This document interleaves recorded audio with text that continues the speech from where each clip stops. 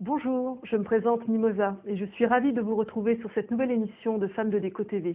Nous avions consacré une émission aux feuilles de peinture Color Décor d'EFCO et devant le grand succès, nous avons décidé d'aller encore plus loin pour vous montrer de nouvelles idées en les combinant avec d'autres produits que nous avons ci-dessous.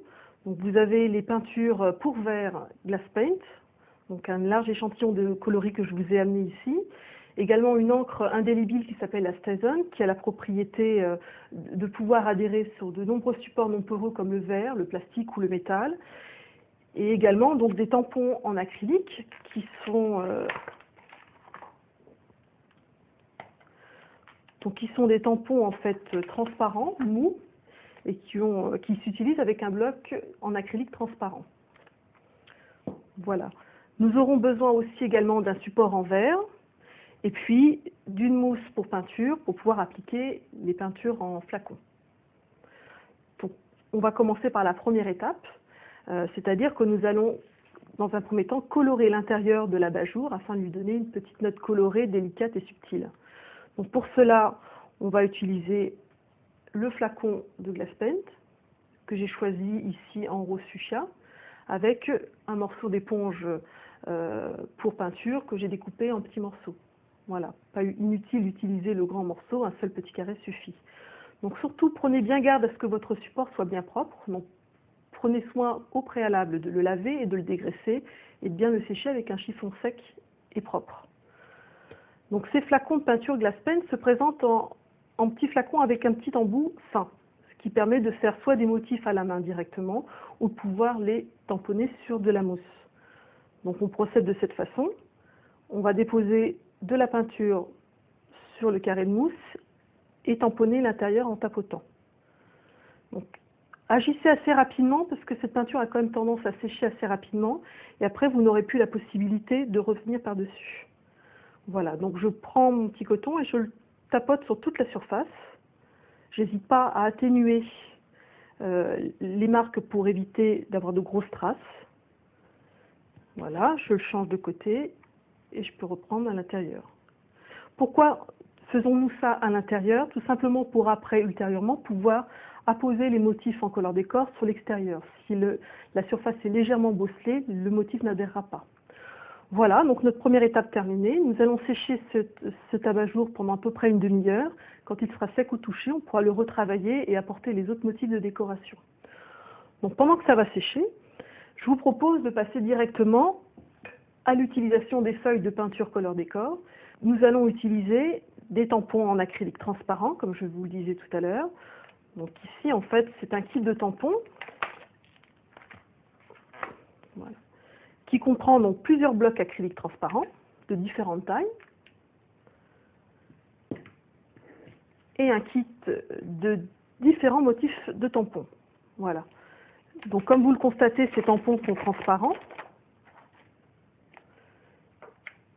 et nous allons donc les utiliser avec un bloc acrylique. Ici, je prends un petit qui sera plus pratique à manipuler.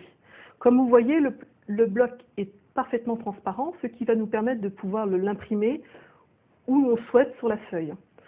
Donc pour cela, je vais utiliser l'encre STAZON. Donc c'est une encre indélébile qui se reconnaît à son odeur un peu parfumée qui ressemble au marqueur, qui a la propriété de sécher très vite et d'adhérer sur des supports traditionnellement non poreux, comme le verre, le plastique, le métal ou même certains bois vernis. Donc là, nous allons l'utiliser sur cette feuille de peinture que nous allons après ensuite cuire. L'encre ne sera pas dégradée. Vous la trouverez en plusieurs coloris. Ici, je vous ai amené du noir et du rouge. Mais vous avez aussi une dizaine d'autres coloris disponibles dans les magasins de loisirs créatifs. Donc comment utiliser le tampon? Donc première chose à savoir, il vaut mieux en fait amener le tampon à l'encreur et pas l'inverse. Pour quelle raison? Pour tout simplement pouvoir vérifier où on applique l'encre, de manière à ce que la totalité de l'encreur recouvre le tampon. Ensuite, je retourne le bloc, je le dispose où je le souhaite et j'imprime. Donc, le faire assez rapidement, comme c'est une surface qui est non poreuse, ça a tendance à glisser. Voilà. Une fois ce tampon terminé, on peut recommencer autant de fois qu'on le souhaite. Voici. Voilà. Par précaution, nous allons le faire sécher un petit peu. Et ensuite, on va le découper avec un ciseau de précision pour obtenir ces petits éléments floraux. Une fois que nous aurons terminé le travail de décoration d'abat-jour, nous allons les fixer directement sur cet abat-jour. Voilà. Donc à présent, notre abat-jour doit être sec. Maintenant, nous allons passer à la deuxième partie de décoration, à savoir les petites volutes réalisées à la peinture Glass Paint. Donc pour cela, nous allons avoir besoin d'un gabarit que nous allons placer à l'intérieur de l'abat-jour. Donc ce gabarit sera disponible sur la fiche technique associée à cette vidéo sur le site de Femmes de Déco TV. Pour commencer, je vous ai préparé un abat-jour à l'avance sur lequel nous allons pouvoir directement travailler sur l'extérieur. Donc le gabarit se décompose en deux parties, le premier A et le premier B. Il est important de découper en fait le gabarit en deux pour pouvoir laisser le temps à la peinture de sécher. Donc pour cela, on va le placer à l'intérieur de l'abat-jour, comme ceci, et on va le fixer à l'aide d'un petit adhésif sur l'intérieur. Donc faites attention quand vous fixez l'adhésif de ne pas recouvrir un morceau du motif. À présent, nous allons utiliser une peinture dorée. Pour dessiner la volute sur le support, vous avez deux possibilités. Soit utiliser directement le flacon et dessiner la volute sur le support en verre, ou bien utiliser une plume à visser qui se présente avec un embout que nous allons visser directement sur le flacon, de manière à pouvoir obtenir un tracé beaucoup plus fin. Ces plumes à visser sont livrées également avec des petites tiges métalliques qui vont nous permettre de nettoyer l'intérieur une fois l'utilisation. Alors comment utiliser cette plume à visser? Je vous conseille de faire le geste d'un seul trait pour éviter d'avoir la trace de reprise visible sur votre support. Néanmoins, ce n'est pas toujours facile. Donc vous pouvez le faire en deux fois. Ce que je vous conseille, c'est de commencer par une extrémité et après d'arrêter de reprendre par l'autre extrémité. Je vais vous montrer. Donc dans un premier temps, on va faire perler la peinture sur le bord de la plume. On va positionner l'encre dessus et on va exécuter le dessin selon le tracé. Voilà. Une fois que j'ai arrêté au milieu, nous allons reprendre l'autre extrémité. On va de nouveau refaire perler la peinture et on va descendre en pressant légèrement sur le flacon afin de laisser partir la peinture. Voilà. Donc là, nous obtenons une volute en doré. À présent, nous allons tracer les petits points avec le flacon rose fuchsia.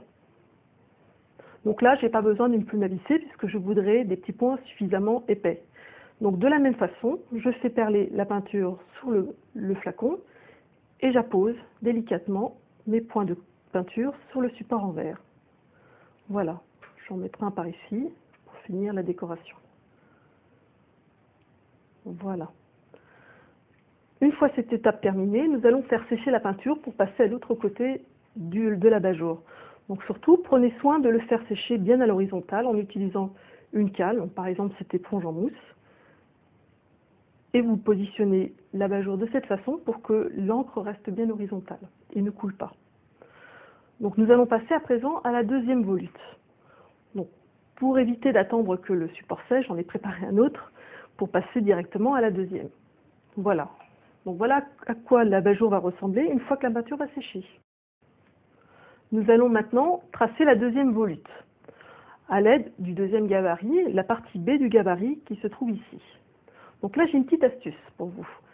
Nous voulons le placer de manière à ce que le gabarit sur l'abat-jour se voit par transparence. Donc pour le placer comme il faut, nous allons dans un premier temps retracer l'envers du gabarit sur le gabarit. Donc nous allons prendre le gabarit et nous allons tracer sur l'envers l'arrière de la volute. Ainsi, quand je vais le placer, je vais pouvoir voir exactement comment va être positionnée ma volute par rapport à la première. Donc je vais déplacer le schéma jusqu'à trouver la bonne concordance.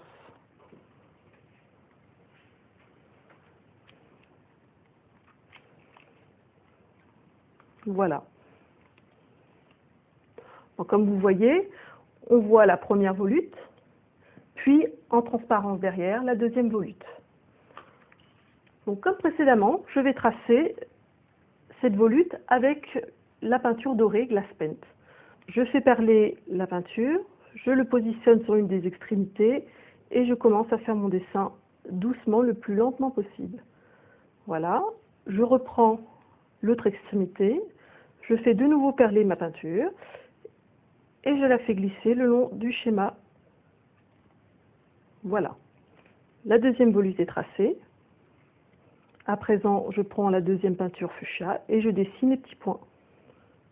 J'en fais quelques-uns en dessous et d'autres au-dessus. Voilà. Donc, une fois que je vais retirer le gabarit, délicatement sans faire baver la peinture, je vais avoir les deux volutes dessinées avec les petits pointillés. Donc pareil, une fois que les peintures sont appliquées, il faut la laisser sécher au moins une demi-heure pour qu'au toucher, la peinture ne bave pas. Voilà. Donc une fois ces volutes dessinées, nous allons pouvoir appliquer les motifs floraux en couleur décor. Nous avons terminé de tracer les deux volutes. Voici le rendu une fois l'abat-jour complètement sec. Donc, comme vous voyez, les deux volutes en fait se superposent. La première, vous la voyez au premier plan, et au second plan par transparence, on voit l'autre volute. Voilà pourquoi nous avions utilisé deux gabarits différents. À présent, nous allons coller les motifs de fleurs que nous avions préparés préalablement. Vous les voici. Donc là, je les ai prédécoupés avec les ciseaux de précision. Ces motifs se présentent sur une couche de protection blanche que nous allons décoller avec de l'eau. Donc pour cela, prenez un petit gobelet d'eau dans lequel on va immerger le motif intégralement. Comme on a utilisé une encre indélébile, l'encre ne va pas filer lors de l'immersion. Donc il faut à peu près une dizaine de secondes pour que le motif s'imprègne. Nous allons donc utiliser également 2 morceaux d'essuie-tout. Donc vous trempez en fait votre motif à peu près une dizaine de secondes. Voilà, je vais le récupérer. Je vais donc dans un premier temps l'essuyer pour enlever l'excédent d'eau. Après, vous voyez, la couche blanche se détache assez facilement de la plaque de peinture. Donc je vais le prendre et l'appliquer. Voilà. Avec l'autre essuie-tout sec, je vais légèrement tapoter pour pouvoir enlever l'excédent d'eau et chasser les bulles d'air. Voilà, je vais en recoller une deuxième. Donc pareil, j'immerge le motif à peu près une dizaine de secondes, le temps que l'eau imprègne la partie blanche.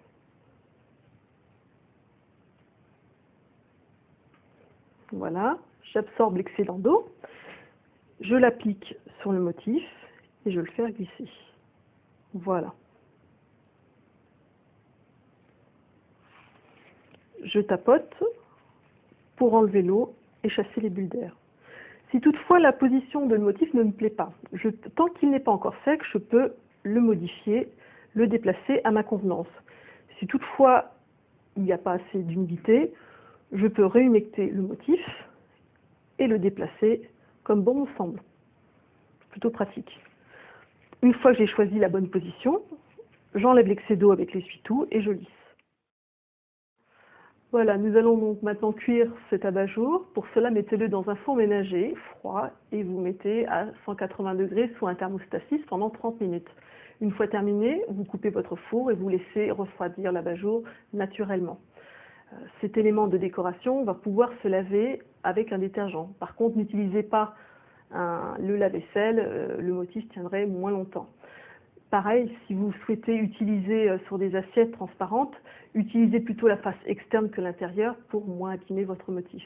Voilà, cet atelier est terminé. J'espère que vous avez eu autant de plaisir que moi à le suivre. D'autres fiches techniques sont associées à cette vidéo que vous retrouverez sur le site de Femmes de Déco TV.